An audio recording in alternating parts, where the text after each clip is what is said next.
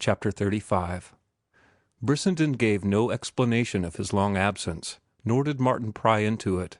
He was content to see his friend's cadaverous face opposite him through the steam rising from a tumbler of toddy. "I, too, have not been idle," Brissenden proclaimed, after hearing Martin's account of the work he had accomplished. He pulled a manuscript from his inside coat pocket and passed it to Martin, who looked at the title and glanced up curiously. "Yes, that's it," Brissenden laughed. "Pretty good title, eh? Ephemera. It is the one word. And you're responsible for it.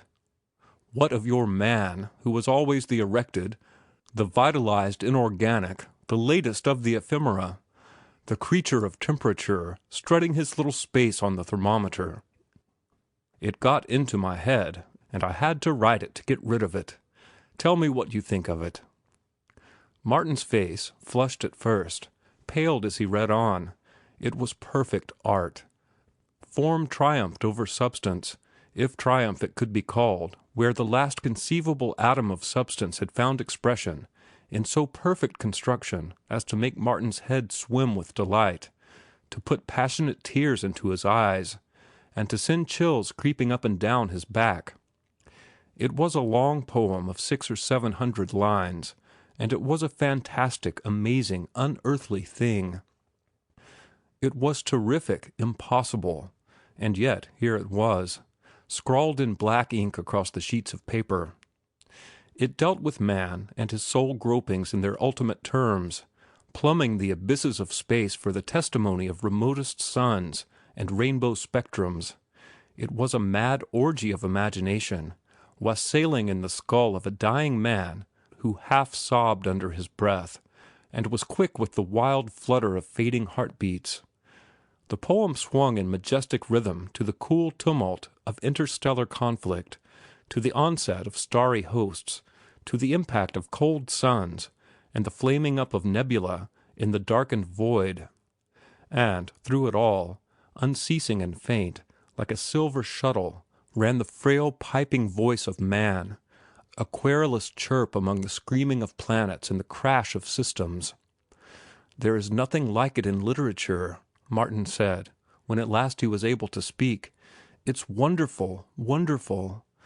It has gone to my head. I am drunken with it. That great, infinitesimal question. I can't shake it out of my thoughts. That questing, eternal, ever-recurring, thin little wailing voice of man is still ringing in my ears. It is like the dead march of a gnat amid the trumpeting of elephants and the roaring of lions. It is insatiable with microscopic desire. I know I'm making a fool of myself, but the thing has obsessed me. I don't know what you are wonderful, that's all. But how do you do it? How do you do it?" Martin paused from his rhapsody, only to break out afresh. "I shall never write again. I am a dauber in clay. You have shown me the work of the real artificer-artisan, genius. This is something more than genius. It transcends genius. It is truth gone mad. It is true, man, every line of it. I wonder if you realize that, you dogmatist. Science cannot give you the lie. It is the truth of the sneer, stamped out from the black iron of the cosmos, and interwoven with mighty rhythms of sound into a fabric of splendor and beauty. And now I won't say another word. I am overwhelmed, crushed. Yes, I will too. Let me market it for you." Brissenden grinned. "There's not a magazine in Christendom that would dare to publish it. You know that." "I know nothing of the sort. I know there's not a magazine in Christendom that wouldn't jump at it. They don't get things like that every day. That's no mere poem of the year. It's the poem of the century." "I'd like to take you up on the proposition." "Now, don't get cynical," Martin exhorted. "The magazine editors are not wholly fatuous, I know that, and I'll close with you on the bet. I'll wager anything you want that Ephemera is accepted either on the first or second offering. There's just one thing that prevents me from taking you." Brissenden waited a moment. "The thing is big, the biggest I've ever done, I know that. It's my swan song. I am almighty proud of it. I worship it. It's better than whiskey. It is what I dreamed of, the great and perfect thing, when I was a simple young man, with sweet illusions and clean ideals. And I've got it now in my last grasp, and I'll not have it pawed over and soiled by a lot of swine. No, I won't take the bet. It's mine, I made it, and I've shared it with you." "But think of the rest of the world," Martin protested. "The function of beauty is joy-making." "It's my beauty. Don't be selfish." "I'm not selfish." Brissenden grinned soberly, in the way he had when pleased by the thing his thin lips were about to shape. "I'm as unselfish as a famished hog." In vain, Martin strove to shake him from his decision. Martin told him that his hatred of the magazines was rabid, fanatical, and that his conduct was 1,000 times more despicable than that of the youth who burned the temple of Diana at Ephesus. Under the storm of denunciation, Brissenden complacently sipped his toddy and affirmed that everything the other said was quite true, with the exception of the magazine editors. His hatred of them knew no bounds, and he excelled Martin in denunciation when he turned upon them. "I wish you'd type it for me," he said. "You know how 1,000 times better than any stenographer. And now I want to give you some advice." He drew a bulky manuscript from his outside coat pocket. "Here's your Shame of the Sun. I've read it not once, but twice and 3 times. The highest compliment I can pay you. After what you've said about ephemera, I must be silent. But this I will say. When The Shame of the Sun is published, it will make a hit. It will start a controversy that will be worth thousands to you just in advertising." Martin laughed. "I suppose your next advice will be to submit it to the magazines." "By all means, no. That is, if you want to see it in print. Offer it to the first-class houses. Some publisher's reader may be mad enough or drunk enough to report favorably on it. You've read the books. The meat of them has been transmuted in the alembic of Martin Eden's mind and poured into The Shame of the Sun. And one day Martin Eden will be famous. And not the least of his fame will rest upon that work. So you must get a publisher for it. The sooner the better." Brissenden went home late that night, and just as he mounted the first step of the car, he swung suddenly back on Martin and thrust into his hand a small, tightly crumpled wad of paper. "Here, take this," he said. "I was out at the races today, and I had the right dope."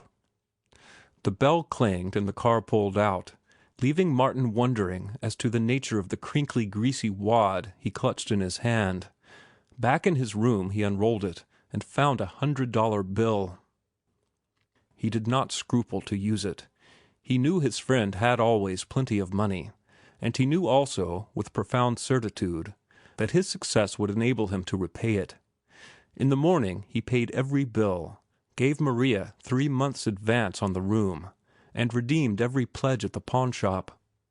Next he bought Marian's wedding present and simpler presents, suitable to Christmas, for Ruth and Gertrude.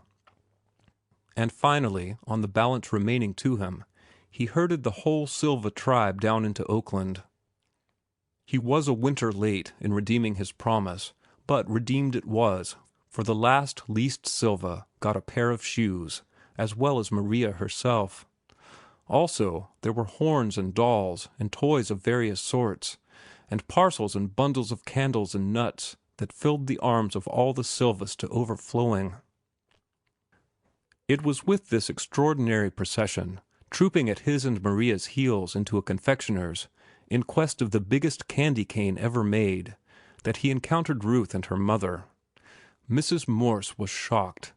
Even Ruth was hurt, for she had some regard for appearances, and her lover, cheek by jowl with Maria, at the head of that army of Portuguese ragamuffins, was not a pretty sight.